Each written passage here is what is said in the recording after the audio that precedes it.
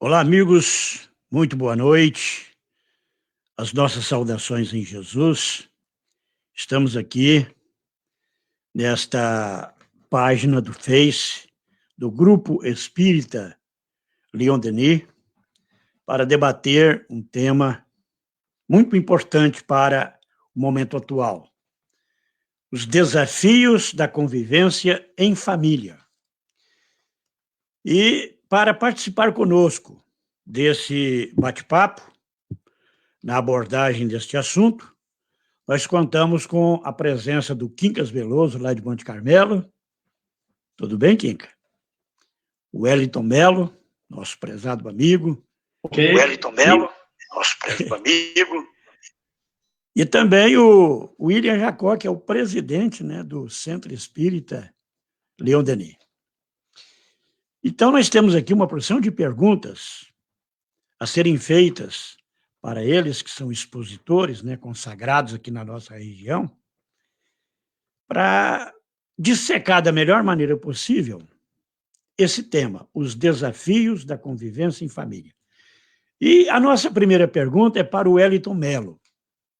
Depois da resposta do Wellington, se alguém quiser acrescentar alguma coisa, fique à vontade. Wellington, o Espiritismo nos ensina que a família é uma escola de almas, um ambiente para se desenvolver o respeito, a fraternidade, corrigir defeitos morais e adquirir virtudes.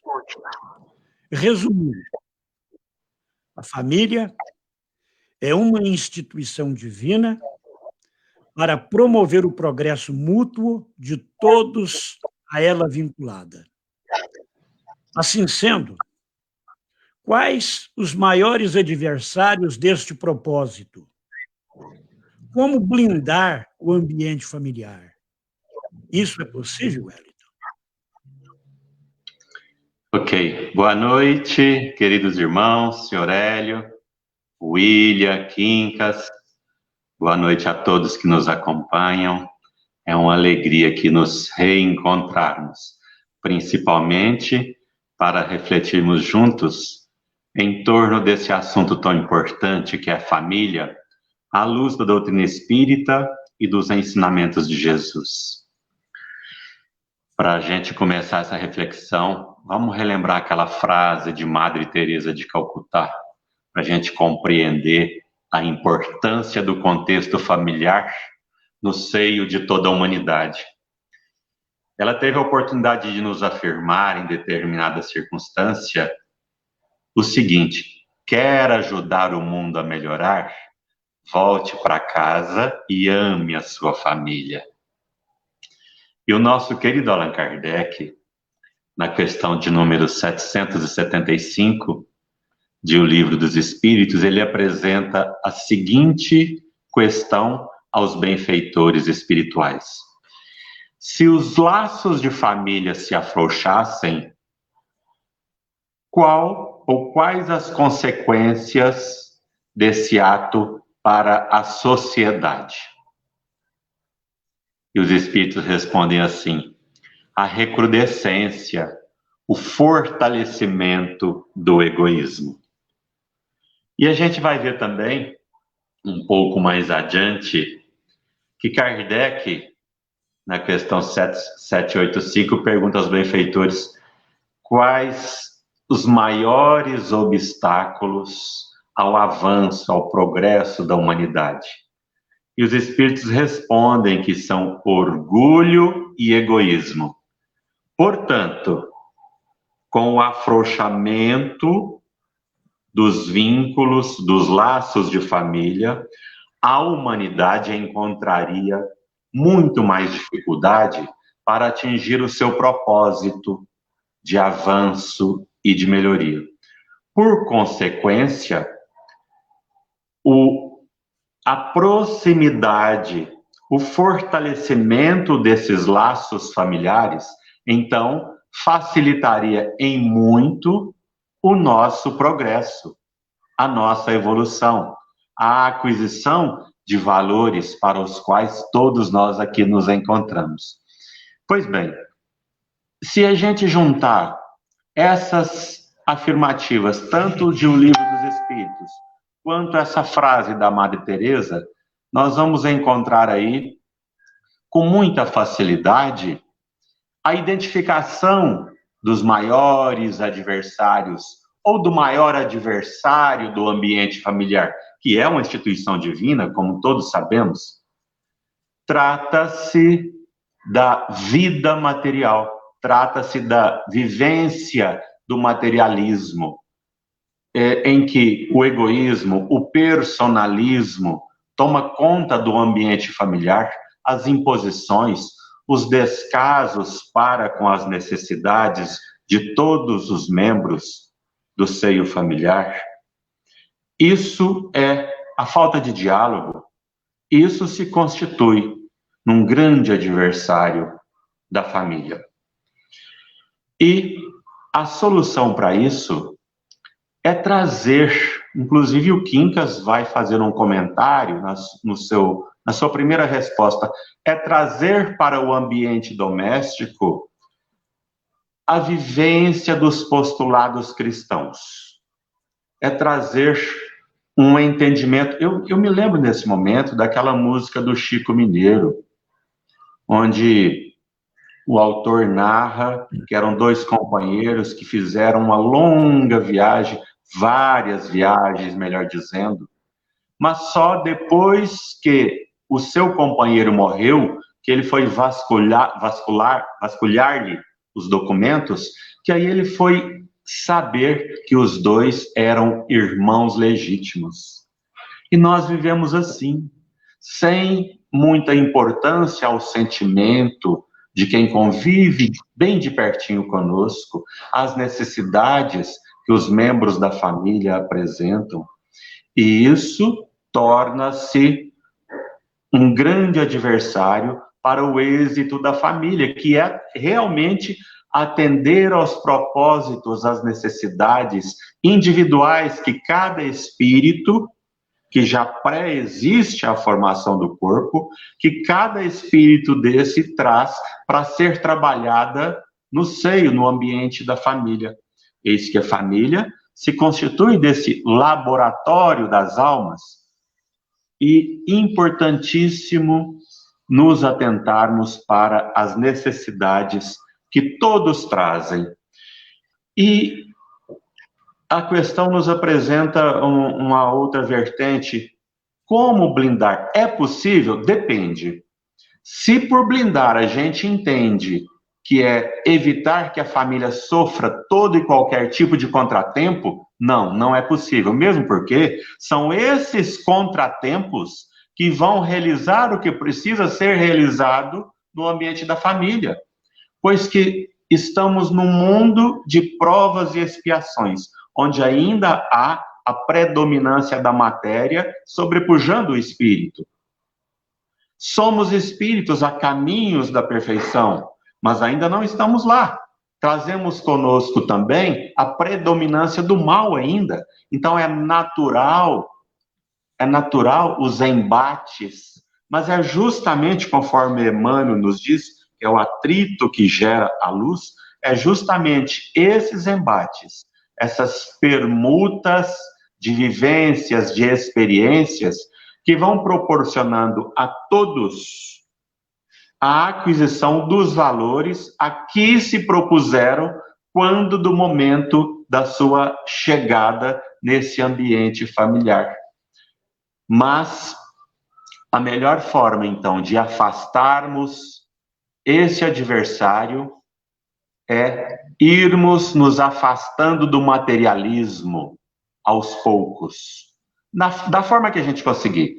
Irmos trazendo para a família a vivência do ser espiritual, do ser integral, trocando a aquisição material em detrimento das aquisições morais. Me recordo aqui do livro Marcas de Amor, da dona Margarida Fernandes Orbilon, onde a dona Irene Pimentel retrata uma situação vivenciada, onde estavam reunidos os dois casais, a dona Irene e o esposo, e a dona Margarida e o esposo. Então, enquanto eles dialogavam, olha, eu quero trabalhar, eu gostaria de deixar essa empresa para o meu filho, gostaria de deixar uma casa, um carro, e a dona Margarida silenciosa no seu canto. De repente, quando foi questionada, e você, Margarida, o que você gostaria de deixar para os seus filhos? Ela disse assim, eu gostaria de deixar a doutrina espírita para eles. Pois que o Espiritismo nos ensina que somos espíritos temporariamente envolvidos pela matéria. O Espiritismo nos ensina a vivermos agora, mas com vistas à vida do espírito, ao futuro. Essa é a proposta. Trazermos para o ambiente familiar a busca incessante da aquisição de valores morais para todos os membros, entendendo cada um a sua função nesse ambiente. Muito bem. Deseja comentar a resposta do Wellington? Muito bem, então vamos para o Quincas Veloso agora. Quincas, o Espiritismo dissemina e sugere a prática do estudo do Evangelho rotineiramente em casa, com o nome de Evangelho no Lar ou culto do Evangelho no Lar. Por que essa sugestão? Quais os benefícios para as famílias advindos de tal prática?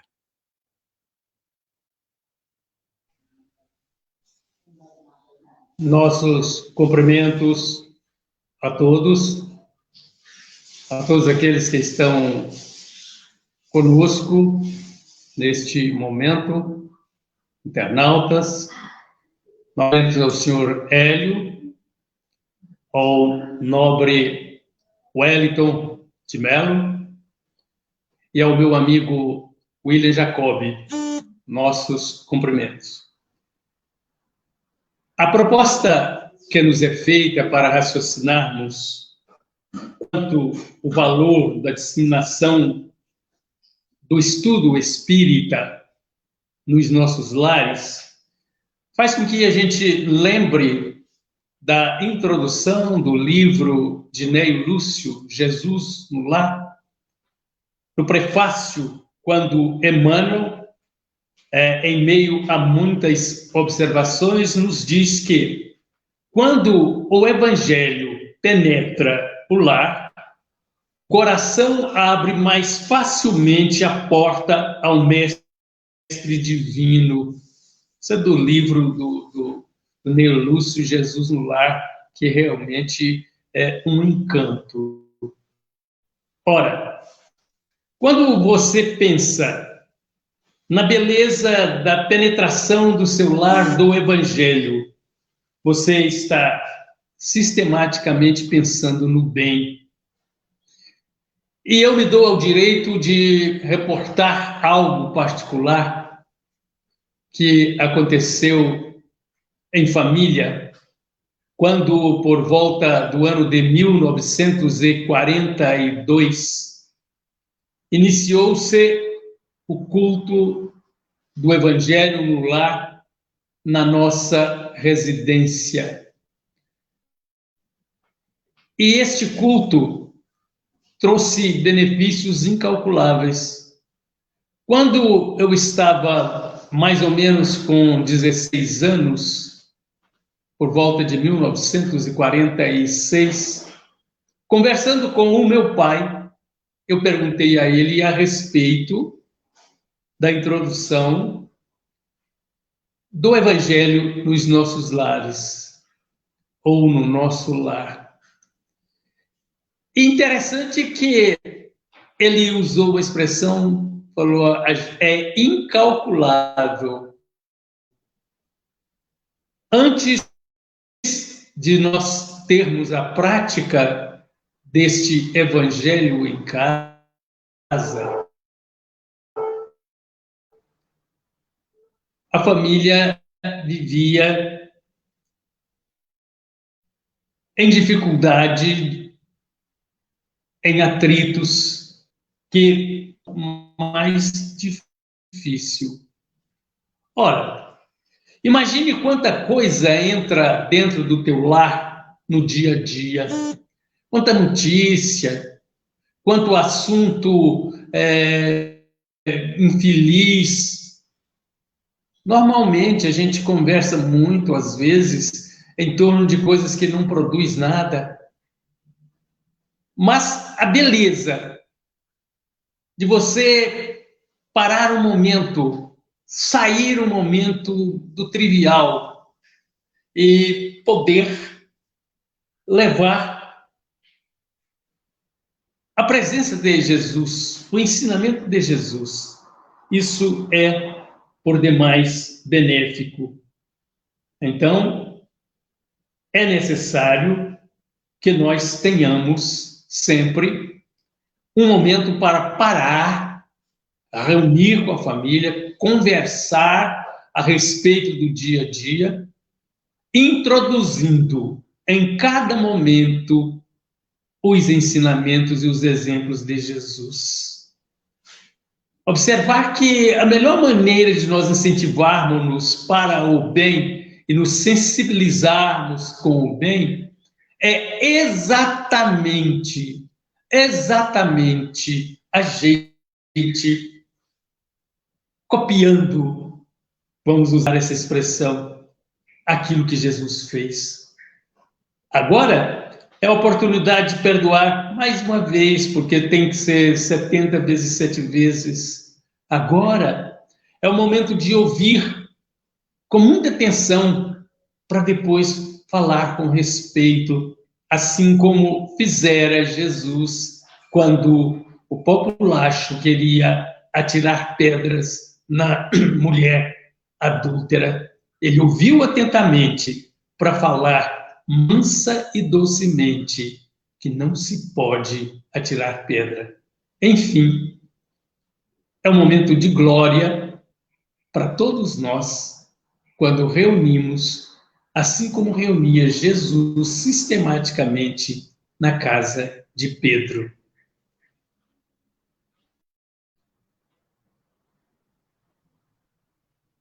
Dar essa questão?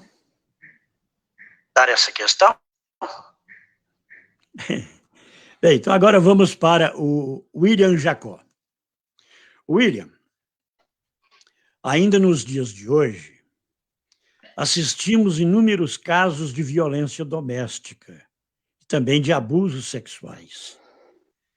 E sabemos que as estatísticas não refletem a realidade, pois muitos deles permanecem ocultos por medo, ameaças, preconceito, etc. Por que isso ocorre? O que o Espiritismo pode oferecer para se evitar tais violências ou amparar e proteger quem as sofre e quem as promove? Bom, boa noite, meus irmãos. É um prazer tê-los aqui conosco, na condição de anfitrião.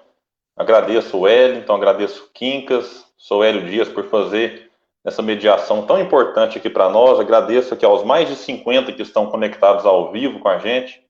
Eu queria, antes de mais nada, pedir a todos que quem puder compartilhar, quem tiver no telefone, tem um botãozinho compartilhar com um grupo, e lá você manda para vários grupos com apenas um clique. Dá uma boa noite especial a 2 pessoas, o Daniel, lá de Biá, que está aqui, que se eu não falar esse boa noite para ele, ele me cobra o resto da encarnação. Mandar uma boa noite para o Sapucaia Veloso.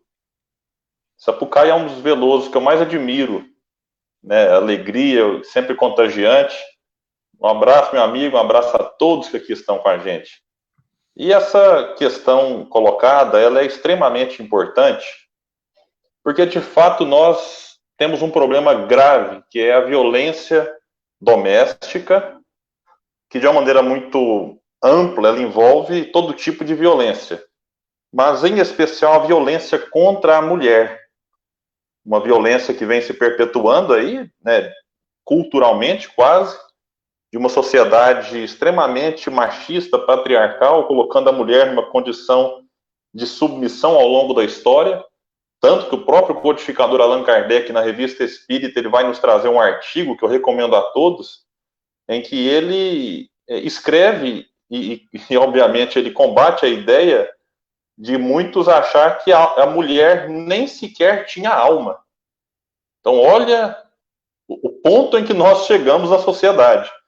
Então, as mulheres vêm com muita dificuldade, com muito sacrifício, com muita luta, conquistando o seu espaço na sociedade e diminuindo esse tipo, inclusive, de violência. Então, algumas leis já foram aprovadas aí para proteger a mulher, mas quando se coloca assim, por que isso ainda acontece? É claro que as causas, por que isso ainda ocorre? Claro que as causas são variadas, e não poderia aqui fazer uma abordagem muito simples da questão. Mas um dos pontos que eu gostaria de trazer do porquê que isso acontece é porque representa um atraso moral do indivíduo que habita um planeta de prova e expiação. Então, na medida em que nós estamos ainda, como diz Emmanuel, mais próximos da origem do que do objetivo final, aí é que nós realmente precisamos trabalhar essa questão moral em relação a isso. Então, esse é um dos motivos que ainda existe esse tipo de violência. E um segundo ponto que eu acho que é importante a gente trazer para a discussão é que nós falamos pouco do assunto. Então, se a gente não traz esse tipo de assunto à tona, o assunto fica, digamos assim, esquecido como se isso não existisse. Então, falar do assunto acaba encorajando mulheres que eventualmente sofrem esse tipo de agressão, a gente vai falar aqui a respeito disso mais detalhadamente, mas então eu deixo o convite aqui aos demais expositores que nos acompanham, a quem é espírita, para que possa, quem sabe, fazer novas reflexões sobre o assunto. A doutrina espírita vai nos trazer inúmeras formas de abordar isso com muito cuidado, sem nenhum tipo de paixão. E eu quero, inclusive, aproveitar essa oportunidade, porque na próxima quarta-feira nós teremos, inclusive, uma live no Instagram do Grupo Espírita Leon Denis, em que eu fiz o convite, a Larissa aceitou de imediato, em que o assunto será justamente a violência contra a mulher.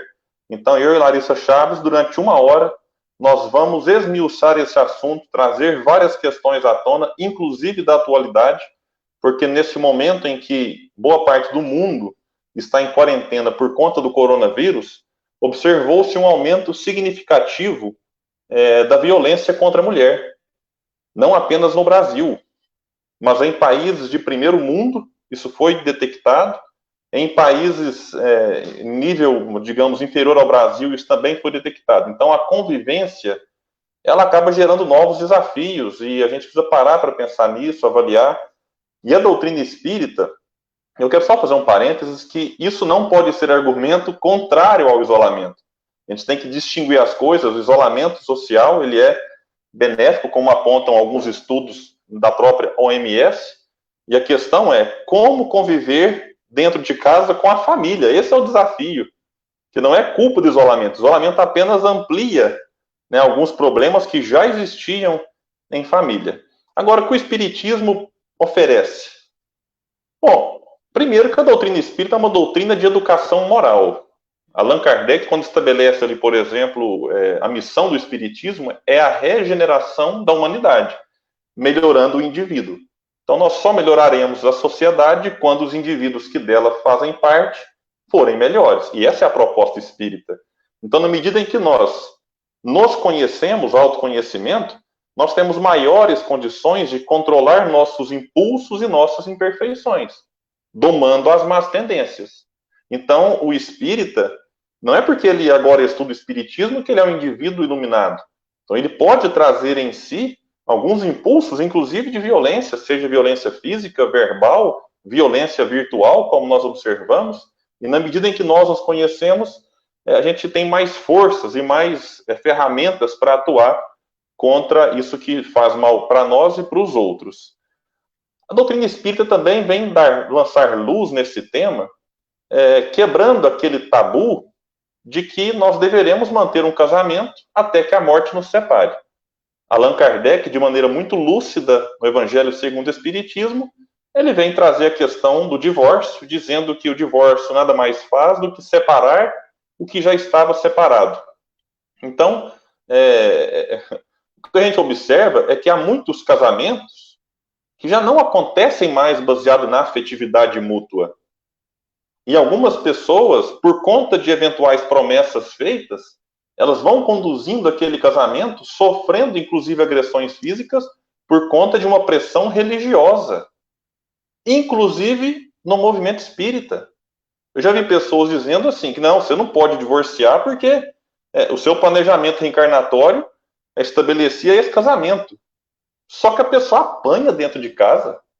E eu vou dizer que o planejamento implica ser violentada fisicamente, sexualmente pelo marido. Então a gente precisa tomar muito cuidado com essas definições, porque, né, Kardec vem trazer luz e a gente precisa aproveitar tudo isso. Um outro ponto que a gente precisa entender que a doutrina espírita vem nos trazer é o auxílio da prece. A prece é um elemento extremamente importante para quem sofre violência. Eu ouvia hoje um comentário, até para me preparar melhor para essa palestra, sobre violência doméstica, e é chocante, assim, chega a emocionar ver o relato das mulheres que diziam, olha, eu ficava em casa sem saber a hora que meu marido chegaria do bar, porque ele chegaria fatalmente embriagado, e a angústia da mulher é, será que eu vou ser espancada hoje ou não? Olha a gravidade disso. Então a doutrina espírita vem nos convidar também à prece. A prece vai resolver a embriaguez do marido? Não vai. Mas a gente sabe que a prece é um recurso que a gente não pode abrir mão, inclusive nesses momentos difíceis. A prece para que o marido, por exemplo, adormeça mais rápido. E olha que curioso, o Wellington, Hélio, Quincas e amigos que nos acompanham, eu ouvi isso de uma senhora hoje, né, no documentário, dizendo que muitos casamentos são desfeitos porque a esposa não suporta o ronco do marido. E ela dizia que era o ronco do marido que lhe garantiria a paz naquela noite de sono. Então, quando ela ouvia o ronco do marido, ela pensava, agora eu posso dormir, porque não serei agredida. Então, olha, a gente precisa falar disso. E o Espiritismo nos traz esse tipo de situação, esse tipo de colaboração, de contribuição.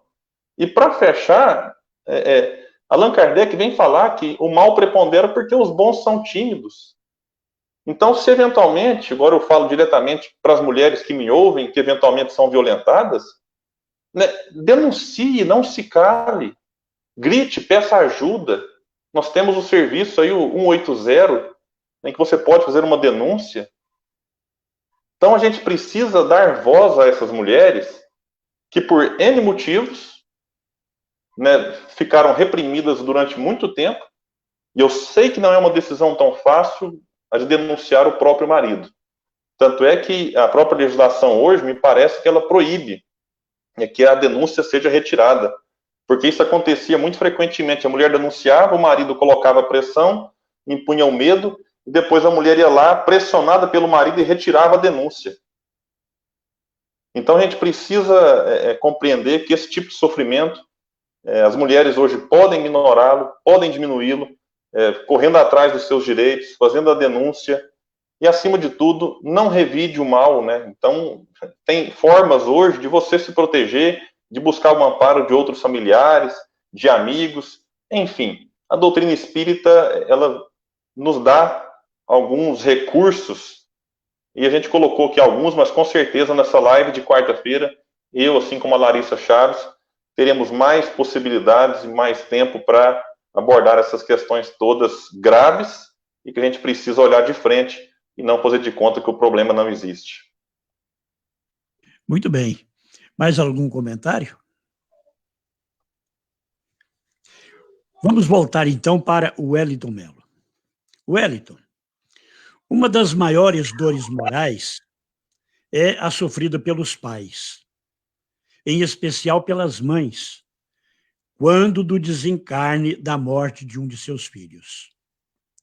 Tem-se a impressão de ser algo que foge à naturalidade dos fatos, que é a de os filhos enterrarem os pais, e não o contrário. Qual a visão do Espiritismo a respeito das mortes prematuras? Qual a sugestão para pais que vivem situações assim?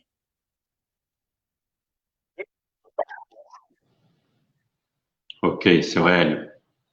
Realmente, quando as famílias são visitadas pela perda de entes queridos, especialmente na infância, instala-se no ambiente familiar uma dor terrível, sobremaneira junto às mães. Quem passou, quem vive ou quem viveu situações assim, sabe que a coisa é por aí mesmo. A ponto de Chico Xavier ter nos afirmado, em determinada circunstância, que esta seria a maior dor do mundo.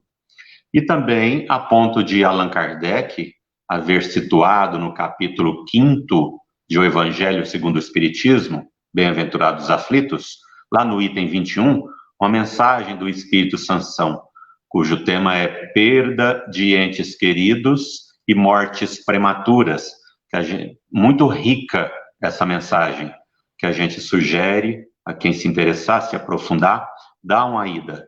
Capítulo 5º, item 21, de O Evangelho segundo o Espiritismo.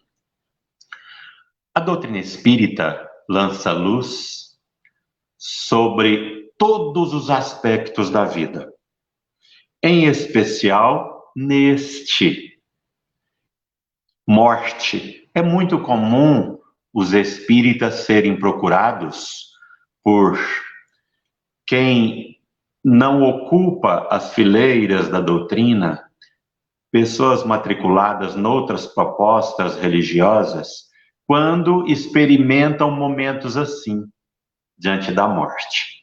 Porque o Espiritismo nos ensina que a morte não existe e que berço e túmulo são meras portas de passagem para os dois planos da mesma vida. E o Espiritismo nos ensina ainda que a vinda do espírito para a matéria é para ele mais penosa do que o regresso. Olha que interessante. E o Espiritismo é a doutrina da lógica, da fé raciocinada. Ela comprova tudo que afirma.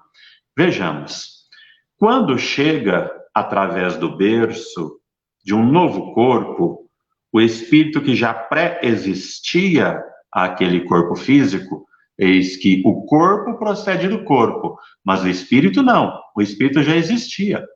Então ele chega para novos embates, novos desafios, e ele vive momentos de muita insegurança, o que é natural, completamente compreensível.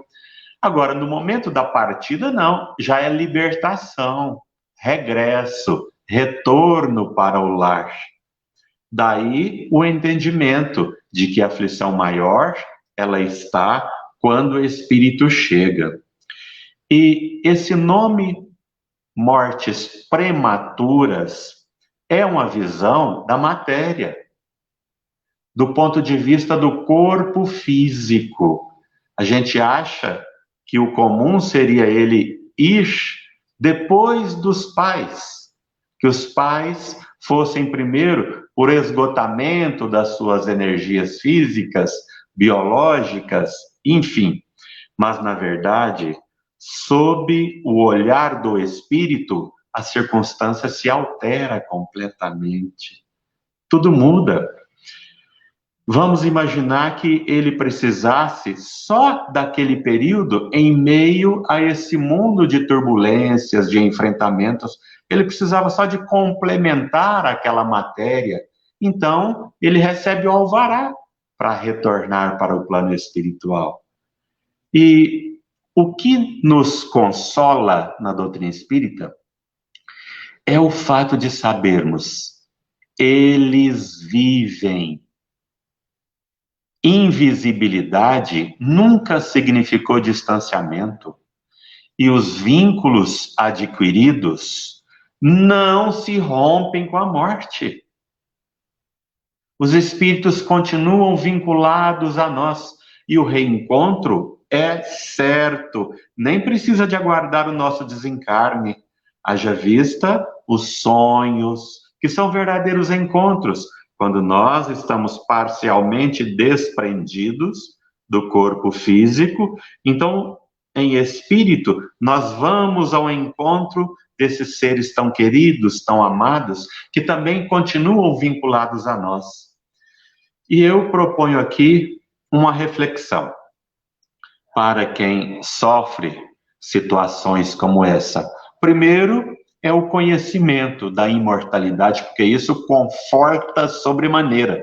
Nada na face da terra consola mais, principalmente nesses momentos, que a doutrina espírita, por nos informar que ninguém morre.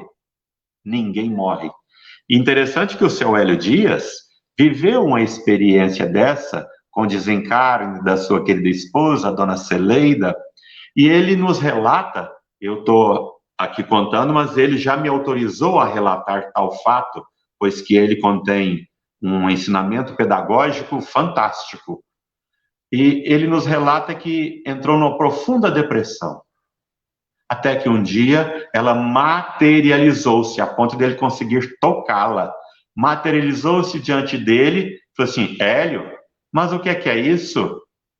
Hélio, eu parti porque eu precisava de dar continuidade aqui à minha evolução, e você também precisa de dar continuidade na sua evolução, permanecendo no corpo físico.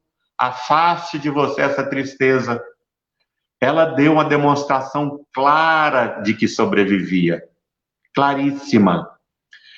E, gente, um dia nós assistimos lá no Centro Espírita Aurélio Agostinho, uma criança de 6 anos de idade, escrever uma mensagem, uma carta aos seus pais, e ela disse assim: papai, mamãe, Deus me confiou a vocês, me confiem agora a Deus.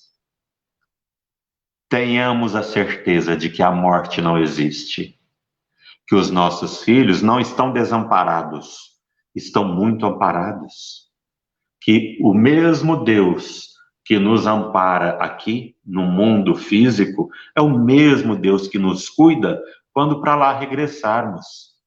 E que o fato dele ter voltado é porque conseguiu já resolver as situações pendentes aqui que ele conseguiria naquele momento. Isso é extremamente consolador. E para finalizar o nosso comentário, eu vou me reportar aqui uma história que essa semana o Quincas me relatou, de uma amiga que enviuvara-se e ela estava sofrendo bastante, não havia se conformado com a perda do companheiro, e o Quincas então pegou um livro de sua biblioteca e dirigiu-se até a casa dela para presenteá-la. No caminho ele mudou de ideia. Chegando lá, ele lhe disse assim: eu vim aqui para te emprestar esse livro, mas mudei de ideia. Não vou mais emprestá-lo a você. Você não é boa para devolver. E ele relata assim que nessa hora ela inflamou-se e falou assim: Quincas Veloso, quando é que eu te tomei algo emprestado e não devolvi? Não, minha irmã, não é a mim não, é a Deus que te emprestou o marido por um bom tempo e agora você se recusa a devolvê-lo. Eis o grande ensinamento que a doutrina espírita nos proporciona. Os filhos não são nossos, são de Deus. E Ele, muito mais do que nós, sabe o que é melhor para Ele e para nós. E, gente, para finalizar, a gente não finaliza, né, William? Agora mesmo o William fala assim: está fazendo a palestra, não é comentário. Nós vamos nos lembrar que nós podemos lamentar incessantemente a partida ou a perda de entes queridos, ou nós podemos, convivendo com esse enfrentamento, que eu sei não é fácil, sei disso, não é fácil, mas nós podemos ainda nos desdobrar em serviço ao próximo, nos tornando pais e mães de tantos filhos sem pais, servindo ao semelhante. Nós vamos ver aí o exemplo da Aline Zardini, cujo filho único, de 11 anos, desencarnara, vitimado por um acidente com arma de fogo, e ela desenvolve um projeto chamado Enriquecer Almas, e distribui, compartilha benefícios aí, em nome do filho, por onde vai. São escolhas todas ao nosso alcance. informação em cima do que você acabou de narrar aí para os internautas. A minha esposa, quando ela se materializou para mim, ela disse que o que havia acontecido com ela era um processo, fazia parte de um processo de escoamento de impurezas para a limpeza do perispírito dela, porque ela desencarnou em decorrência de um câncer no colo do útero, né? Então, o problema dela tinha a sua origem no passado reencarnatório dela, certo?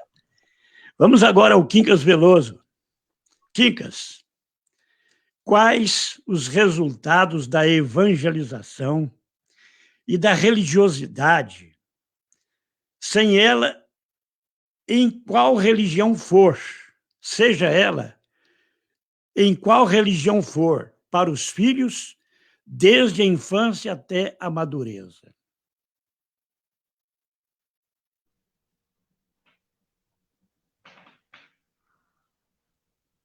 O Wellington acabou de fazer observações interessantes.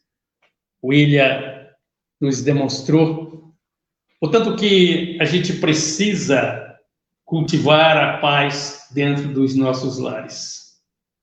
O quanto a gente precisa entender que somos espíritos e que estamos num curso de evolução, caminhando na direção da eternidade para ombrearmos lado a lado com Jesus na prática do amor e da bondade. E como aqui na Terra, a melhor maneira que nós temos é realmente a da religiosidade para entendermos sobre a imortalidade da alma e, consequentemente, sobre a bondade do nosso Pai Criador e a sua justiça, é preciso que você dedique-se inteiramente à tua religião. Não importa, vamos lembrar, não importa em qual rótulo religioso você se encontra, porque importa que você possa entender e compreender o nosso Pai Criador. Wellington fez referência àquilo que chama-se de morte prematura, mas que vem no momento necessário e exato, independente da idade de quem está partindo. William nos falou da agressão de um cônjuge. E aí pergunta-se, como entender esse Pai Criador? A religião vem nos dar informações. A doutrina espírita estabelece para nós a justiça de Deus, mostrando as suas leis naturais, aquelas que regem a evolução, como nós temos a lei de progresso, a lei de trabalho, a lei de adoração, a lei da destruição, a lei da liberdade e a lei do amor, da caridade, que reina aqui na Terra. Pois bem, sem a religiosidade, nós vamos encontrar um tipo de educação aqui na Terra que é vigente, normal. A tradicional educação que nós enviamos os nossos filhos para a escola, onde eles vão se formar, né, se capacitar para desenvolver as tarefas necessárias para a sua subsistência e a sua melhor maneira de viver aqui na Terra. Ganhar dinheiro, ter bens variados, viver modestamente, mas viver. Já a religião vai nos formar para a vida espiritual. E a vida espiritual não é só depois que nós deixarmos o corpo. É todos os dias e todas as horas.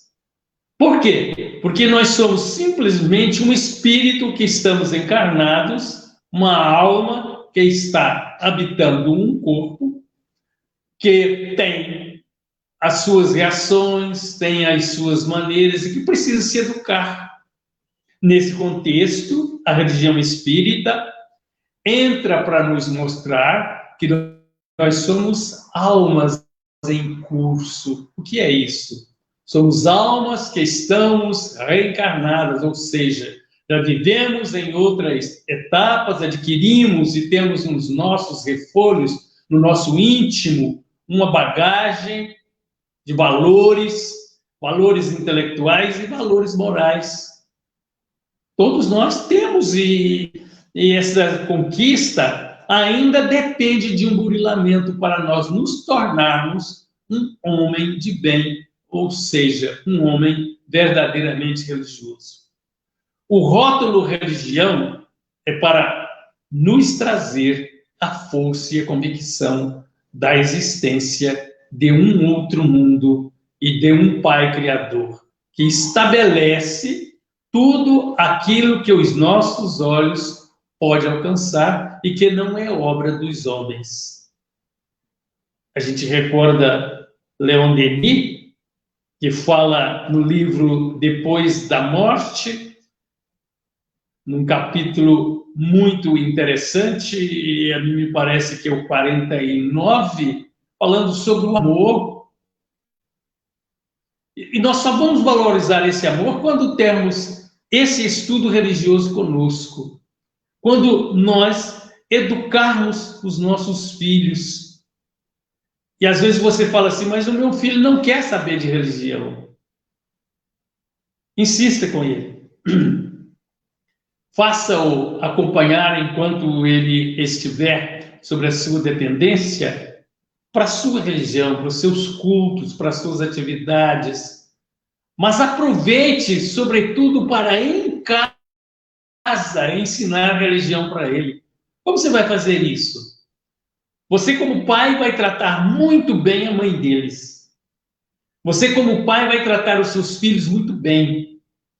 Você, como pai, vai tratar as suas visitas, os seus vizinhos e a sua profissão muito bem. Você, como pai, vai se apegar ao princípio religioso com seriedade e responsabilidade. Hoje não. Hoje eu tenho um compromisso. Hoje é o nosso dia de irmos rezar. Vamos lá para o centro espírita? Peça a ele. E que coisa? Ele só vai achar interessante o seu pronunciamento e a sua fala quando você pratica realmente. Então, a prática é a valorização da nossa religião. Não adianta você viver rezando e chega em casa e trata mal os filhos, e trata mal a esposa, e trata mal o esposo, e trata mal o pai, e trata mal os irmãos. Que religião é essa? O que está influenciando? Aí chega um momento que o filho fala assim, bom, agora eu estou com uma idade que já sou dono do meu nariz, não vou mais acompanhar os meus pais. Só que lá na frente, a hora que ele tiver os filhos dele e as responsabilidades crescerem e surgirem alguns problemas, porque eles surgem sim, eles vão lembrar de tudo. E, de repente, vão caminhar para a sua religião, para o tempo que você ensinou. Mas veja bem, não fique revoltado se o seu filho, por exemplo, dizer assim para você, não, a minha tendência não é ser espírita, a minha tendência é ser católico ou evangélico. Ensina ele, diz para ele, vá, meu filho, mas seja um bom religioso.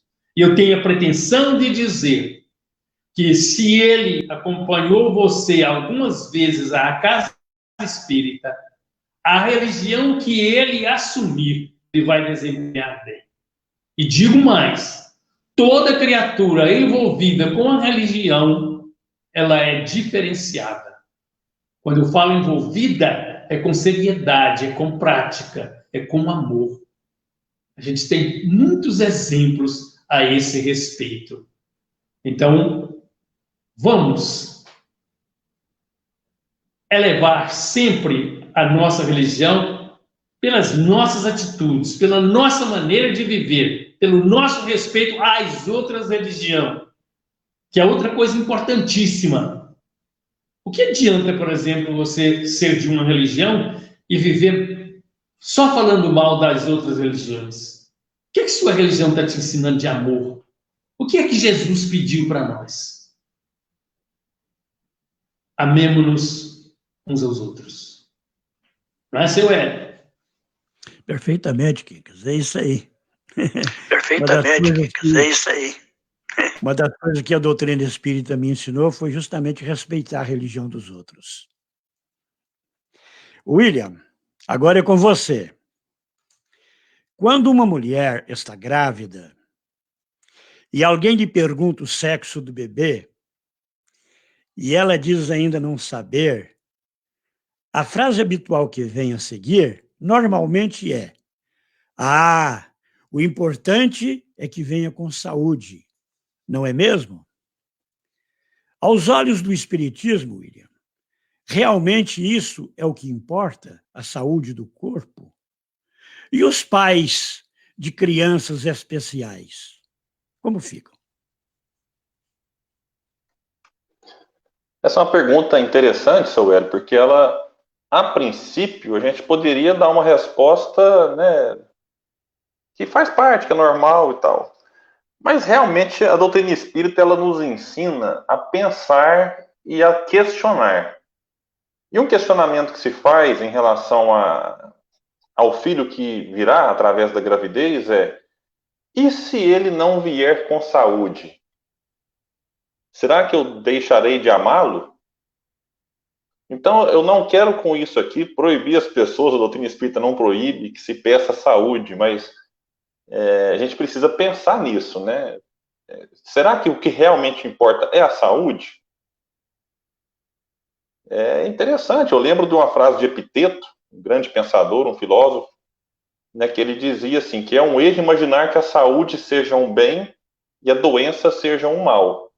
Que a princípio a nossa ideia é essa, não só em relação à gravidez, mas quantos de nós pedimos saúde toda hora ao longo do dia? E Epiteto, então, ele nos provoca uma reflexão, e esse é o papel do pensador, de dizer que é um erro acreditar que a saúde seja um bem e a doença seja um mal. E ele explica, diz ele que utilizar bem a saúde é um bem, utilizá-la mal é um mal. Utilizar bem a doença é um bem, utilizá-la mal é um mal. E ele conclui dizendo que de tudo pode se extrair o bem, até mesmo da morte. Olha que pensamento interessante, dá para a gente vincular com a própria questão da gravidez, da gestação. Então, tem problema pedir saúde? Não tem problema, mas vamos refletir um pouco. Se vier com doença, e aí? Aí eu vou ficar bravo, nervoso, revoltado com Deus porque mandou um filho saudável para outra pessoa e mandou um filho com algumas limitações para mim? Acho que o pensamento não deve ser esse. E eu gostaria de responder essa pergunta trazendo um caso de um amigo meu. Eu não vou citar o nome porque eu não pedi autorização, mas a experiência me marcou muito e no dia me emocionou. Porque ele já tinha uma filha e a esposa estava grávida pela segunda vez. E nesse momento ele me disse assim que a gravidez transcorreu normalmente. Fizeram lá os ultrassons, todos os exames, o pré-natal muito bem feito. Mas chegou num dado momento, chegou no momento da gravidez e a criança nasceu com síndrome de Down. E curiosamente, o médico que acompanhou tudo ali, não sei por qual motivo, ele não informou, não foi possível ver, enfim. Ele só ficou sabendo no momento do nascimento. É claro, e ele me confessou isso, é um relato, ele me confessou que tomou aquele choque na hora, falou, nossa, um filho com Down. Só que aí depois de um tempo ele falou, William, depois do choque inicial, a gente fica assim, como é que vai ser o nosso mundo? Porque eu não estava preparado antecipadamente para aquilo. E para os pais que recebem um filho nessas condições, o desafio é maior, a gente não pode aqui ignorar essa situação. O desafio é maior. Só que palavras dele para mim. Ele falou, William, se eu soubesse que seria tão bom ser pai de uma criança com Down, eu teria pedido a Deus para mandar ele desta forma. Não? Vejamos. Isso é um exemplo de um amigo que falou isso de maneira sincera. Não falou isso da boca para fora, eu senti sinceridade na sua fala. E pegando aí a última pergunta, os pais, né, dessas crianças especiais, a gente percebe que em alguns casos, para não dizer todos, são pais que foram assim, que aceitaram essa tarefa. É claro que há pais que às vezes relutam em aceitar um filho nessas condições e talvez não tenha ali uma amorosidade tão grande pelos filhos. Mas dos que eu conheço, pais de filhos especiais, todos, sem uma única exceção, eu percebo que foram pais escolhidos para aquela tarefa, porque exercem a paternidade e a maternidade com extremo amor, extremo zelo. E esse amor nos chama atenção. E aí, quando o exemplo acaba contagiando muito mais do que as palavras. Porque a gente visita, vê lá os pais com aquelas limitações. Eu gostaria aqui até de citar uma amiga muito querida, que é a Carolina Cordeiro, né, que tem lá ela é mãe do Pedro, o Pedroca, e ela participa com ele das corridas, coloca o Pedro na cadeira de roda e corre 5, 10 quilômetros, acho que já correu 21 também ou mais, com ele na cadeira. E a forma como a Carol trata o Pedro contagia a todos. Contagia nós, pais que estamos ali por perto, contagiam outros atletas que correm, né, de uma maneira mais tranquila do que ela, e ela corre, empurra aquela cadeira pesada, subida, segura na descida, e vai com ele. Ó, a Emanuele, minha esposa, acabou de falar aqui agora, que amanhã o Pedro faz 14 anos. E ele está surpreendendo os médicos que deram a ele muito menos anos de vida. E eu não tenho dúvidas que a maneira como a Carol ama aquele filho e como ela trata, auxilia para que ele permaneça servindo de exemplo, contagiando. Então, vou deixar aqui já, inclusive, os meus parabéns ao Pedro, ao Pedroca, à Carol, né, pelo exemplo, e a todos os pais que aceitaram receber filhos nessas condições. Vocês são exemplos, e a gente não fica preocupado, o que eles fizeram antes. Eu acho que essa discussão ela limita muito até a nossa empatia pelo outro. Parabéns, Pedro, parabéns, Carol. Vocês são, de fato, exemplo para todos nós. Wellington, vamos a você mais uma vez. É fato comum, em psicoterapias, os profissionais da área médica entrevistarem o paciente em busca das causas do sofrimento ou da aflição sofrida. E é também comum encontrarem traumas sofridos e mal curados na infância, que repercutem e se potencializam no decorrer da vida, causando no indivíduo algum tipo de desarmonia ou transtorno, que vai de leve a grave. Como o Espiritismo avalia tais situações? Como podem os pais ou cuidadores evitar na infância problemas para o futuro de seus amores?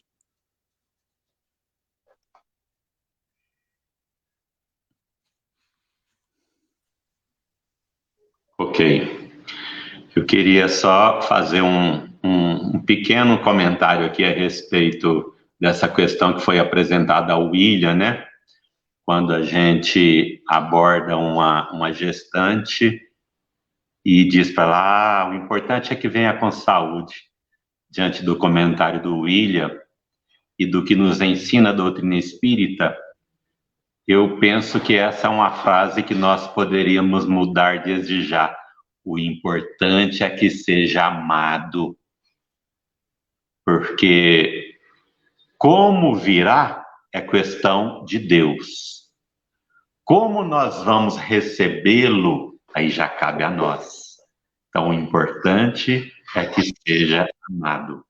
Eu gostaria de cumprimentar, a Otávia até me chamou a atenção aqui, que é uma live voltada para a família, e nós temos vários membros da família assistindo, que é o Silvio, o Anderson, o Emerson, a tia Veja, a Shirley, a Lucélia, e temos também o Betinho de Perdizes e o Alberto de Ipameri, além de outros já citados. Recebam nossos cumprimentos. E houve até uma pergunta: quais as obras ou qual a obra sugerida para quem quer iniciar no conhecimento espírita? Olha, o ideal é começarmos sempre pelo primeiro livro lançado pelo Espiritismo no mundo, que é o Livro dos Espíritos. Mas se a gente puder consorciar o estudo, porque ele vai nos proporcionar um estudo, o estudo de O Livro dos Espíritos, com o livro Depois da Morte, de Leon Denis, nós vamos ter um entendimento muito mais facilitado. Então vai aí a dica. Agradei o William agora, né, William? Mas é verdade, né? Aliás, um dia nós assistimos a palestra do Arthur Valadares, e o Arthur nos colocou com muita clareza, capítulo a capítulo, como o livro Depois da Morte sendo o resumo de toda a filosofia espírita. E, haja vista, é esse o livro que despertou Eurípides Barçanufo para as verdades do Espiritismo. Mas o seu Hélio nos aponta uma questão em que a gente vai perceber que a ciência espírita, em muito, se assemelha à ciência psicológica, com algumas divergências, pois que o Espiritismo também vasculha e apresenta todas as causas de aflições. Se nós não encontrarmos na atualidade, o Espiritismo nos ensina que todas as causas das nossas aflições estão no passado, de agora ou mais longínquo. Essa é uma das distinções do Espiritismo com a ciência acadêmica, a psicologia, porque o Espiritismo nos ensina que somos espíritos, todos criados da mesma forma, simples e ignorantes. E a partir do momento que fomos criados por Deus, inteligência suprema do universo, causa primeira de todas as coisas, ele nos deixou uma única condenação eterna. A única. Não existe outra. Um dia seremos perfeitos. Mas ele nos dota do livre-arbítrio e da imortalidade para, através de reencarnações sucessivas, onde nós vamos, ora aprendendo ou reparando as faltas do ontem, irmos adquirindo mais experiências, mais virtudes e, portanto, nos aproximando do nosso objetivo final. O que acontece é que o Espiritismo amplia o seu campo de análise, porque nada como a doutrina espírita para nos informar a nossa origem, quem somos e a nossa destinação. E, evidentemente, a razão de todas as nossas aflições. O Espiritismo nos ensina que Deus também criou uma série de leis morais, todas estudadas lá no Livro dos Espíritos, para quem se interessar, no livro 3º, leis morais. E essas leis nos regem, criadas por Deus, elas regem do átomo ao arcanjo, todo o universo. Ocorre que todas as vezes que nós transgredimos essas leis, que foram criadas para nos garantir o avanço, a paz e a felicidade, todas as vezes que nós as transgredimos, nós nos infelicitamos. Nós padecemos. E aí, nós somos constrangidos ao arrependimento, à expiação e à reparação, como formas pedagógicas, não castigos, mas como formas pedagógicas. Nós vamos, à medida que vamos acionando tais leis que se encontram na nossa consciência, a gente vai entendendo a extensão das nossas faltas e vamos rogando oportunidades de repararmos as nossas faltas. Pois bem, assim sendo, o Espiritismo nos ensina ou afasta de nós o vitimismo. Se somos vítimas, não é das circunstâncias ou de outras pessoas, somos sempre vítimas de nós mesmos, das nossas invigilâncias. Mas nenhum de nós está fadado a um sofrimento eterno, pois somos filhos de um Deus soberanamente justo e bom, que não quer o nosso aniquilamento, e sim a nossa transformação. E ela é possível. Para ilustrar, nós trouxemos uma história que nós a conhecemos no ano de 2006, de um norte-americano chamado Monty Roberts. Monty Roberts, nós assistimos uma série de 4 programas do Globo Rural, por 4 domingos consecutivos no ano de 2006, o Globo Rural apresentou a história de vida de Monty Roberts. E eu vou tentar resumi-la aqui. Aos 4 anos de idade, ele foi levado pela primeira vez a um hospital desacordado, com marcas de corrente pelo corpo. E o pai falou assim: olha, meu filho caiu do alto do celeiro em cima de um rolo de correntes. Daí essas marcas por todo o corpo dele. Mas ele fala que foi só a primeira vez, pois que as surras de corrente que ele tomava do pai começaram aos 4 e só foram se interromper na juventude. Mas Monty Roberts percebeu, porque ele é domador de animais, o pai também domador de animais e o avô também domador de animais. No entanto, o avô e o pai domavam pelo método da subjugação, enquanto que ele desenvolvera uma técnica chamada doma dócil. E ele viaja pelo mundo inteiro aplicando essa técnica, ensinando tal técnica e proferindo palestras cujo tema é: a violência nunca é a resposta. Mas ele percebera, formou-se psicólogo, inclusive, ele percebera, em dado momento da sua vida, que o pai fora fruto dos tratos recebidos pelo avô. E que o pai repassava isso a ele agora. Mas ele percebeu que não tinha necessidade alguma de repassar tais tratos para os filhos. Ele tomou uma decisão. Isso vai parar aqui. Não tem necessidade disso. Ele entendeu que o importante não é o que fizeram com ele, e sim o que ele vai fazer com o que fizeram com ele. Ele entendeu que é possível mudar a dinâmica, a história de tudo. É para isso que nós estamos aqui. Me lembro também de Nelson Mandela, quando foi libertado da prisão.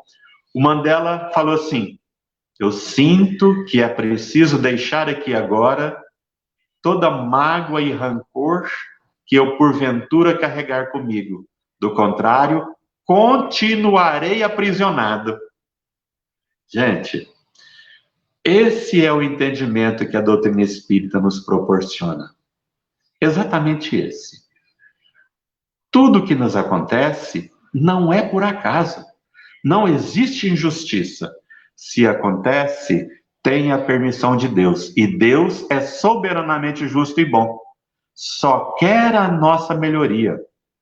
Ao passo que temos alternativas. Uma delas é a resignação, que é a lógica que o ensinamento espírita nos proporciona, que é a fé raciocinada, a razão, o bom senso.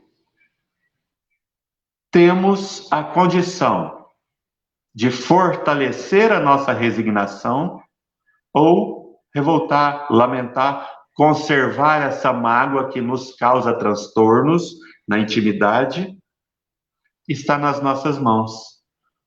O caminho ideal é sempre o do perdão, sempre com vistas no futuro.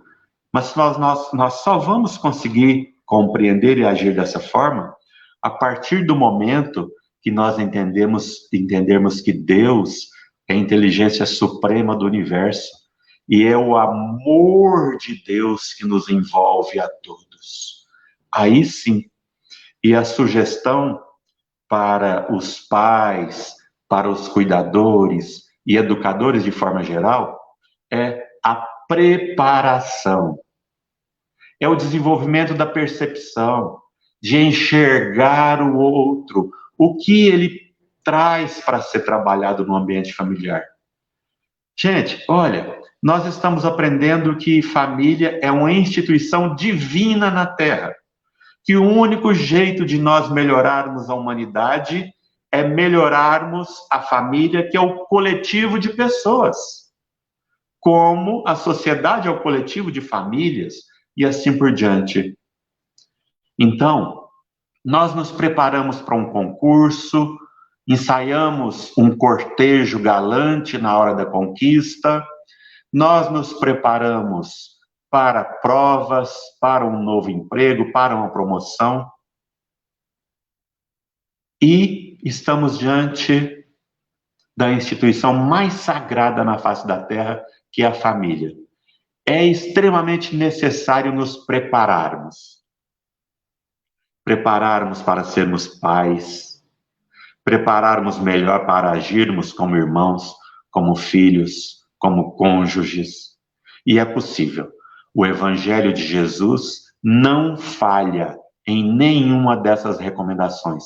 E a doutrina espírita é farta de material voltado para a família. Não só a doutrina espírita, conversava com a deusa Samu e ela nos sugeriu inúmeras obras pedagógicas, científicas, que podem nos ajudar a entender os sentimentos, os comportamentos e direcionar melhor a nós e os nossos filhos para a frente e o alto, sem nos esquecermos que educar é primeiro um processo de autoeducação.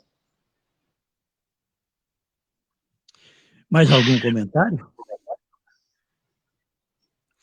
Quincas, agora é com você. Quais as consequências para o futuro dos filhos, ou seja, os adultos de amanhã, quando são expostos a conflitos, discussões, brigas, agressões verbais e até físicas de seus pais?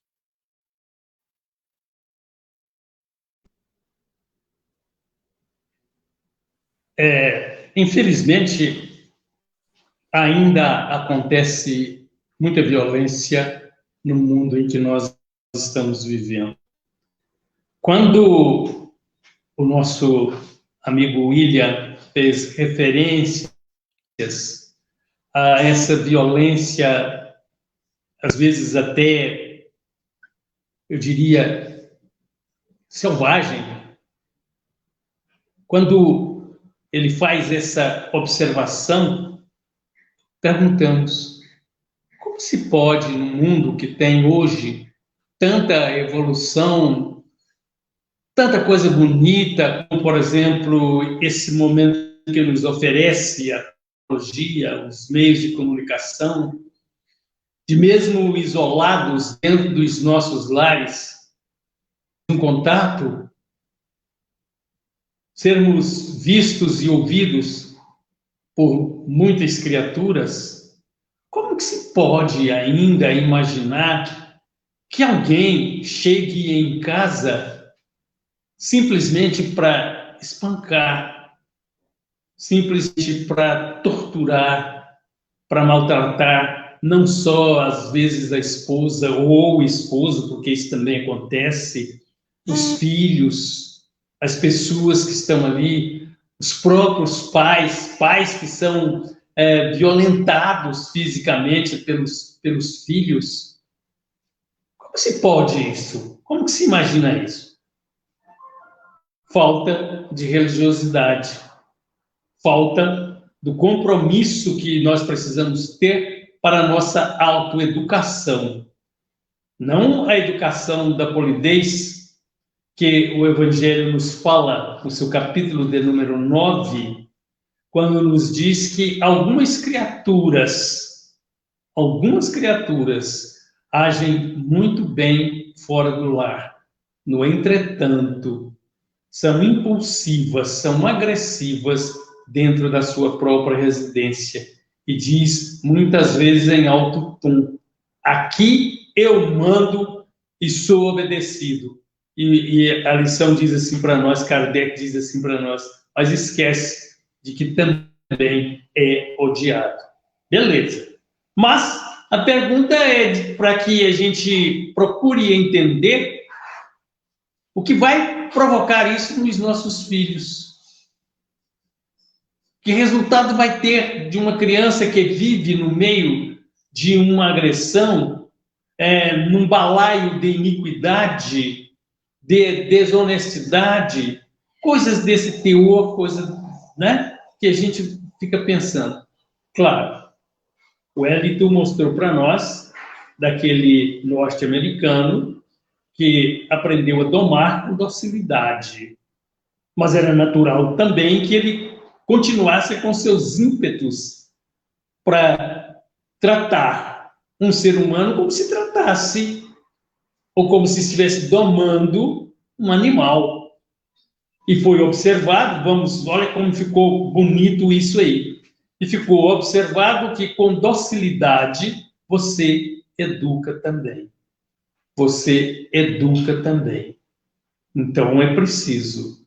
Narrava-me meu irmão, ele contava para nós, ele tinha uma propriedade rural e tinha uma vaca que havia parido e não aceitava o bezerrinho vir mamar. Ela não aceitava.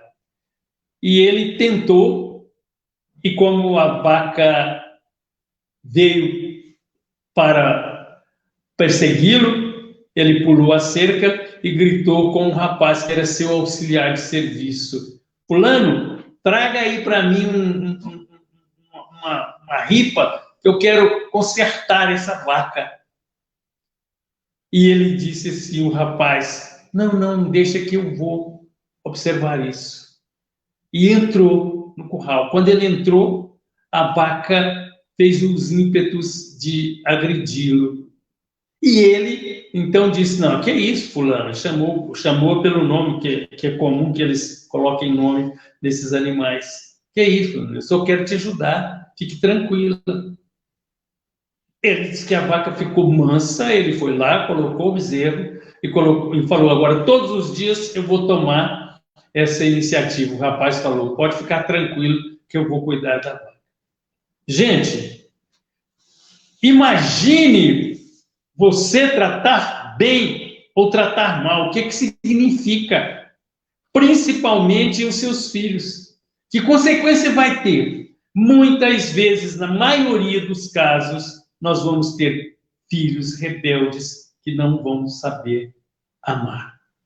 Tom Anderson, um escritor norte-americano, ele usa uma expressão que eu acho magnífica. Ele disse assim: aquele filho que não é abraçado com carinho pelo pai e pela mãe, jamais abraçará alguém com amor.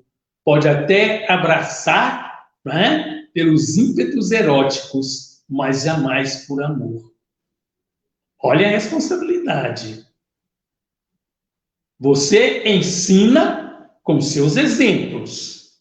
Você ensina com o seu sorriso, com a sua fala, com a sua brandura. E me dou-me ao direito, mais uma vez, de fazer referência particular.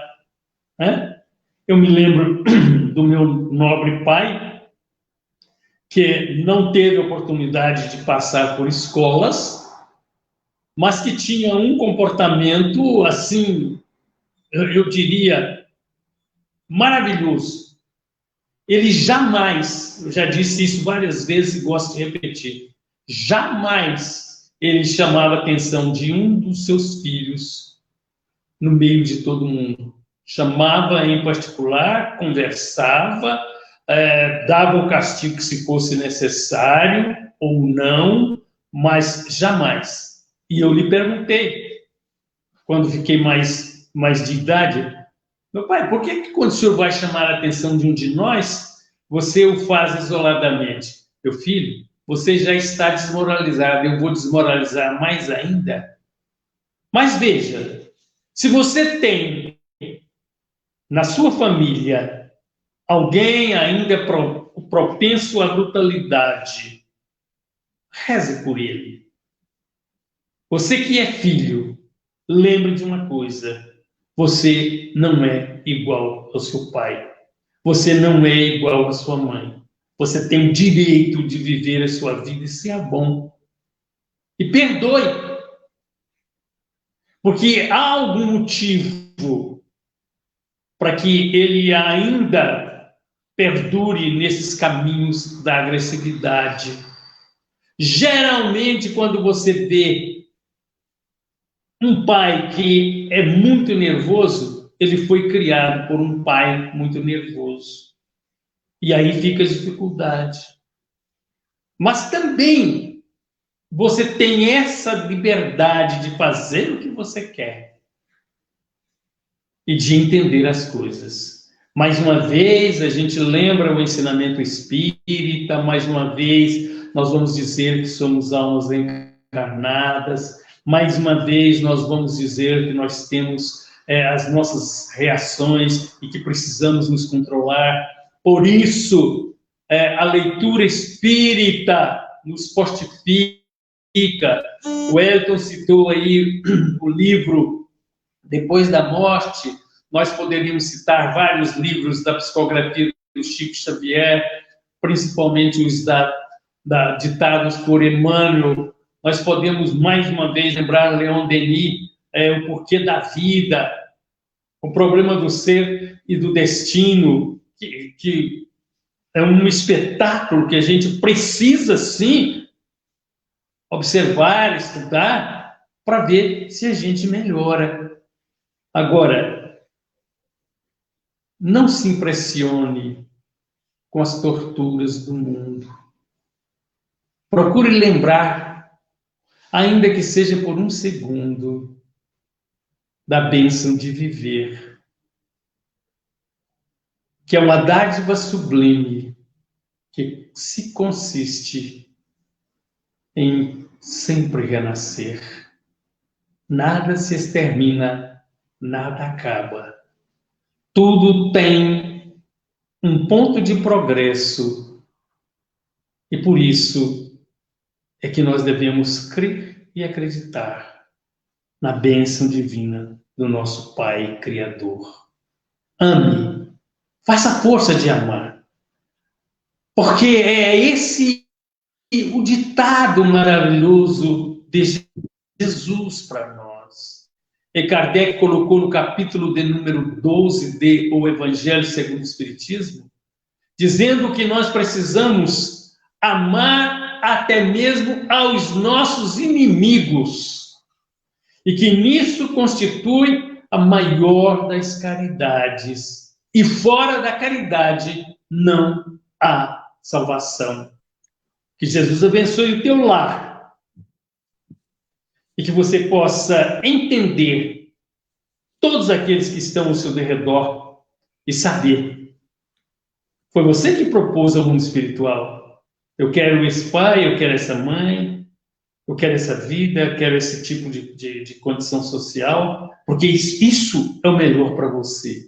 E é aí que você vai progredir.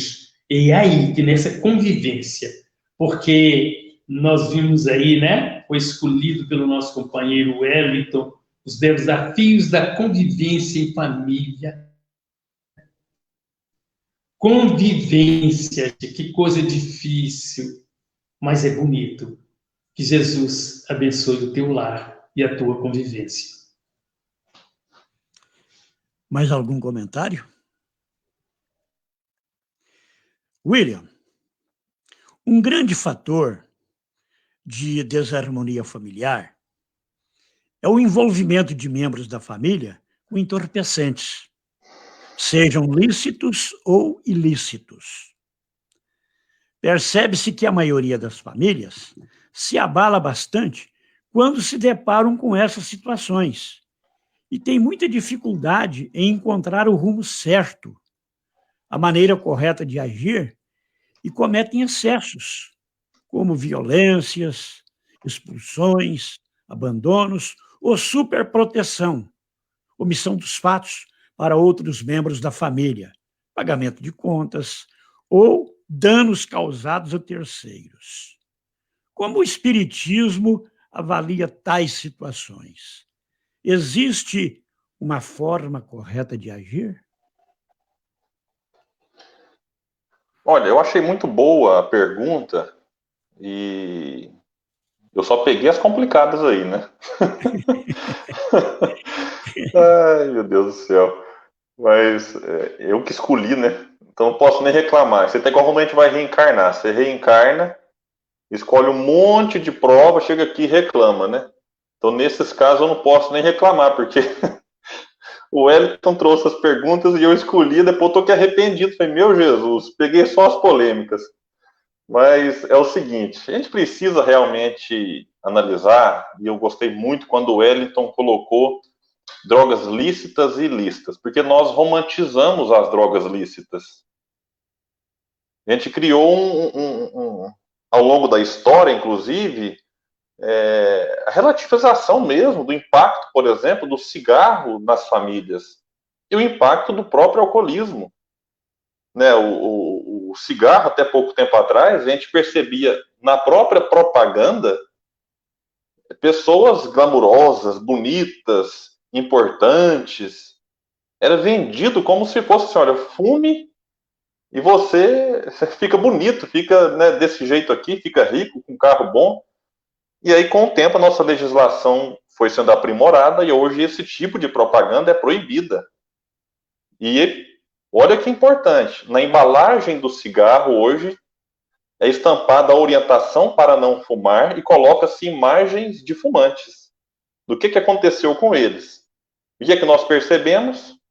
Uma queda drástica no número de fumantes. Isso é estatística, é só observar. Ou é só nós olharmos ao nosso redor, né, a quantidade de pessoas que fumavam antigamente e que não fumam mais hoje. A gente poderia citar várias aqui que já relataram a experiência do abandono do cigarro. Em relação à própria cerveja, ainda existe essa glamorização, essa propaganda, normalmente na praia, com homens bonitos, com mulheres bonitas, e daqui a pouco acredito que nós teremos também um momento de consciência. E outras drogas, elas também trazem impacto gigantesco no seio das famílias. Hoje está na moda, por exemplo, de tal de narguile, né, que as pessoas carregam aquele objeto para suas festas e fazem uso daquilo, e tem a ilusão de que aquilo não faz mal, e alguns estudos apontam que aquilo faz 10 vezes mais mal que o próprio cigarro. E nós poderíamos citar aqui outras e outras drogas. Eu falei aqui de violência doméstica, e quase todos os relatos de mulheres que sofrem violência em casa têm o fator álcool relacionado. E quando se vai para as drogas mais pesadas, há inúmeros casos em que o indivíduo não começou utilizando a droga mais pesada. Ele, às vezes, entra pelo álcool e depois vai para o cigarro ou faz o movimento inverso e depois vai experimentando como se aquilo não lhe saciasse mais. Então, o grande problema é não dê o primeiro gole, não fume o primeiro cigarro, não utilize a primeira maconha, fume a primeira pedra de crack, porque isso pode lhe causar uma dependência em que aí um copo de cerveja não vai ser o suficiente. Ah, mas eu bebo moderadamente. Mas todo mundo que se tornou alcoólatra, ou quase todos, começaram bebendo moderadamente e foram ampliando. Por quê? Aí é que entra um ponto que a doutrina espírita vem trazer e que eu acho fantástico. 2 pontos, na verdade. Primeiro, reencarnação. Nós não estamos aqui como marinheiros de primeira viagem. Nós temos um passado. E, às vezes, esse primeiro gole, essa primeira tragada pode reativar um passado que não está tão longe assim. E aí aquele vício de outrora pode ser reavivado na experiência atual. Por isso, na dúvida, não dê o primeiro gole. Jovens que vivem essa loucura aí de muitas festas, muitos encontros, resistam. Porque a gente pode estar reativando, então, um vício do passado que deveria ser agora aqui contido.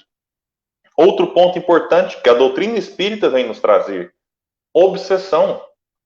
Tem um vídeo que foi feito, inclusive, por pessoas de Uberlândia, intitulado Sozinho, e pergunta: Porque a pessoa chega do trabalho em casa, deita no sofá, que a gente vive uma questão de compensação. Se eu tive um dia difícil, aí eu preciso de algo que me dê prazer. Uns buscam esse prazer no chocolate, na comida, nas compras. Outros buscam esse prazer nas drogas. E, de fato, a droga dá um prazer. A pessoa fica extasiada. É uma sensação prazerosa para quem já usou. E números relatos apontam isso. Todas as drogas geram um bem-estar momentâneo. Só que esse bem-estar, para ser mantido, precisa de doses mais altas. E a pessoa vai aumentando a quantidade ingerida. Mas voltando à questão do... Só que é um prazer, só para fazer um parênteses aqui, um prazer que tem seu preço. Aquela alegria momentânea que vai gerar um impacto para o futuro. Então eu fico alegre agora para ficar triste depois. Enquanto o prazer pela prática do bem é uma alegria imediata e que vai ressoar positivamente na minha vida. Então são formas de ter prazer em que uma faz mal e a outra faz bem. Voltando para o vídeo que foi feito intitulado Sozinho. Uma pessoa bebe e a esposa chama para sair e fala, não, vou ficar aqui sozinho hoje, eu não quero sair não. Só que junto dele tem um espírito que o obsidia e que o incentiva ao vício. Porque é um espírito que, enquanto encarnado, era também um viciado. Vai para o mundo espiritual e sente a necessidade de se aproximar de pessoas que têm o mesmo vício que ele tinha. Então, a obsessão, ela explica muito alguns vícios. Então, a gente não pode tentar dizer aqui, todos, não, mas é um fator que precisa ser considerado. Nas reuniões mediúnicas, muitos espíritos se manifestam nesse sentido.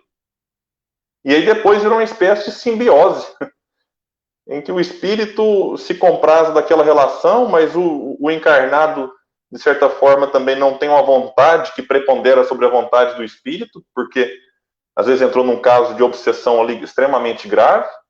Então é importante a gente observar essas possibilidades.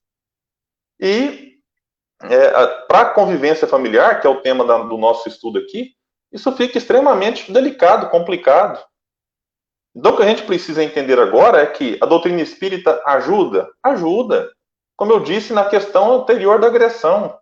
Na medida em que nós tomamos consciência do que somos, por que eu estou encarnado, de onde eu vim, para onde vou, das nossas fragilidades, das nossas inclinações, tudo isso nos fortalece no combate aos vícios. Então, a doutrina espírita, ela explica, ela nos orienta reencarnação, obsessão e objetivo da vida. E tudo isso junto vai dando mais forças ao indivíduo para que ele se liberte do próprio vício.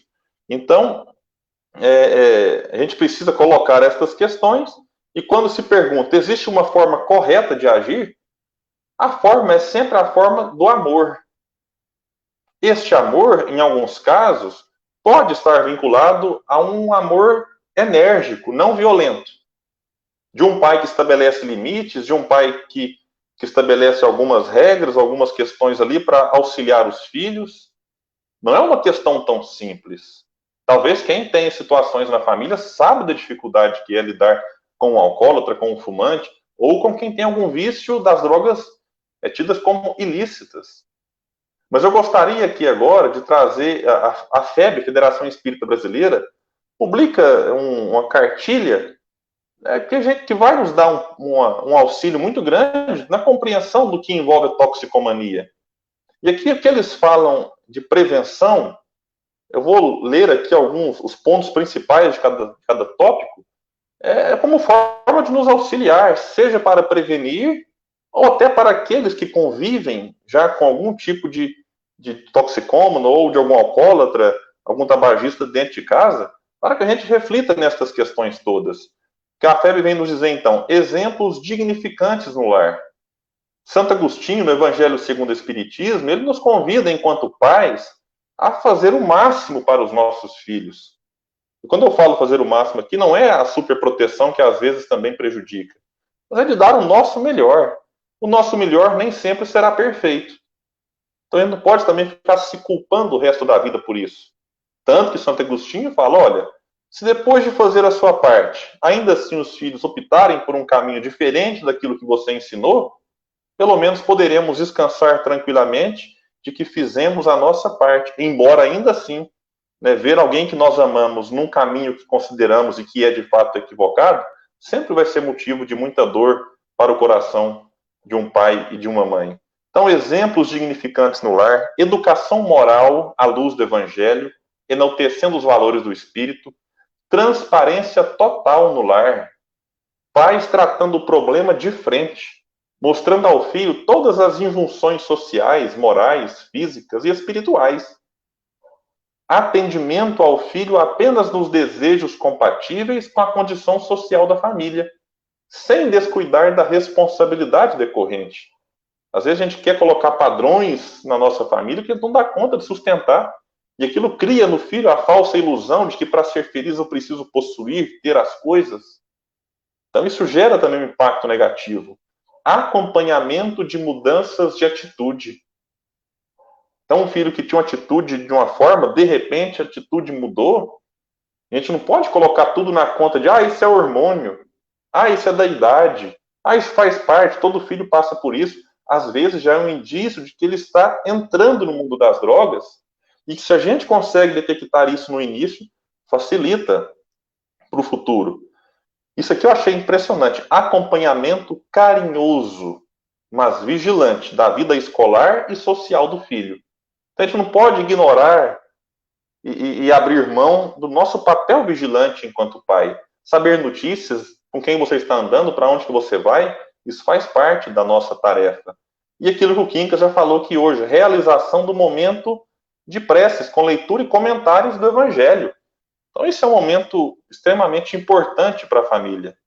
E não abrir mão também do auxílio que a própria ciência vai dar, né, nos dando aí orientações seguras para que a gente entenda também alguns mecanismos emocionais, psicológicos, psiquiátricos. A gente não pode agora achar que a doutrina espírita vai resolver tudo. Às vezes a terapia vai fazer muito bem, às vezes não, a terapia faz muito bem. Não só para o, digamos, viciado, mas para a família.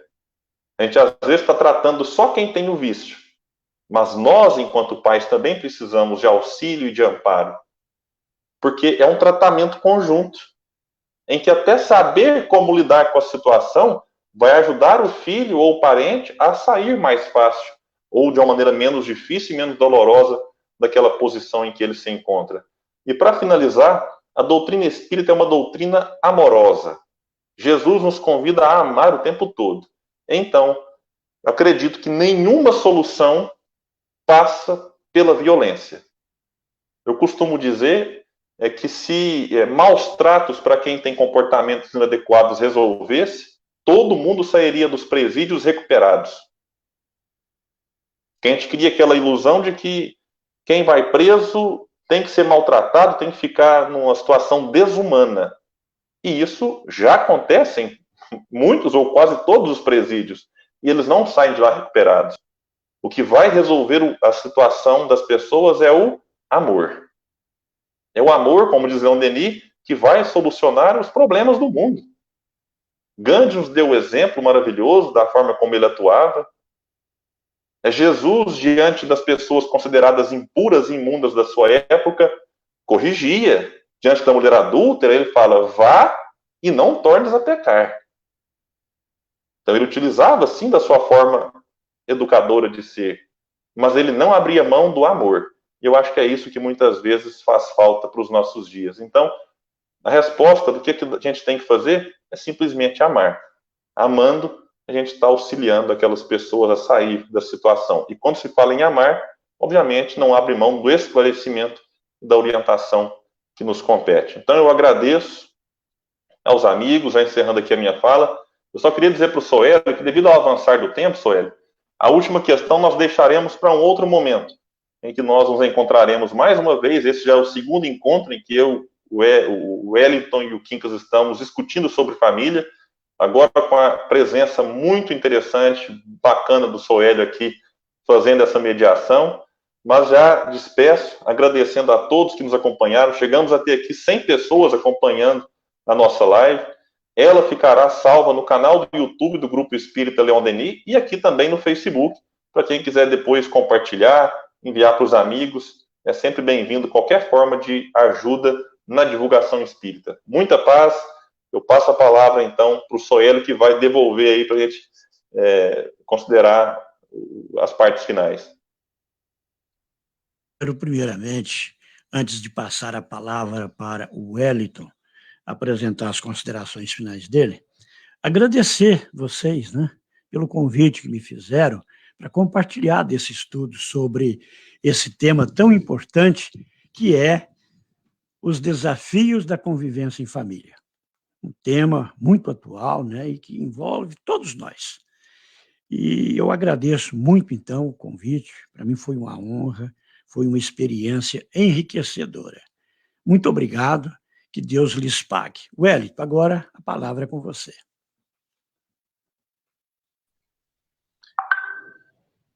Perfeito. Eu gostaria, Soélio, queria aqui deixar uma gratidão muito especial ao Senhor. Soélio, eu não me lembro de alguma vez que a gente apresentou um convite para o senhor em nome da doutrina espírita que o senhor tivesse recusado. O senhor sempre esteve pronto a servir, a ser útil, a atender. E eu amo o William, amo o Quincas e amo o senhor como se ama a irmão, pai, e eu fico muito à vontade na presença de vocês. Então, recebam aqui a nossa gratidão pessoal, aos benfeitores que com certeza nos assistem e nos amparam, que sabem também das nossas limitações, e a nossa gratidão a todos que nos acompanharam. Eu queria cumprimentar as irmãs lá de Monte Carmelo, a Cecília, a Cristiane, de repente tem mais também que estão conosco, a Aline, lá de Tupaciguara, a Ana Maria, a Andressa, a Ilma e a Nilce, ela dos Bálsamo, e deixar aqui novamente aquela frase de Madre Teresa que eu gosto muito. Amemos a nossa família como única maneira de ajudarmos o mundo a melhorar. Muita paz a todos. Agora é com você, meu querido. Um grande abraço para você. Quero que você leve também um abraço para você. A dona Lenise, quero que você leve também um abraço. Viu? E a todos os amigos lá de Monte Carmelo. Suas considerações finais. Suas considerações finais. Muito obrigado, seu Hélio, muito obrigado, William, muito obrigado, Wellington, muito obrigado a você que esteve conosco, nos acompanhando, nos dando força. Gostaríamos de agradecer também o Geldi, né, pela disposição, magnífico, ótimo, e desejar a todos um fim de semana, um domingo, com muita paz, com muita alegria, e que a gente possa entender uma coisa: viver é uma vida. A rima corre por conta do nosso coração. Que Jesus nos abençoe. Bem, meus amigos, conforme o William já anunciou, esta live ficará conforme o William já anunciou, na página do Face, esta live ficará no Grupo Espírita Leon Denis, à disposição dos internautas. Da nossa parte, o nosso muito obrigado e até a próxima oportunidade, se Deus assim o permitir.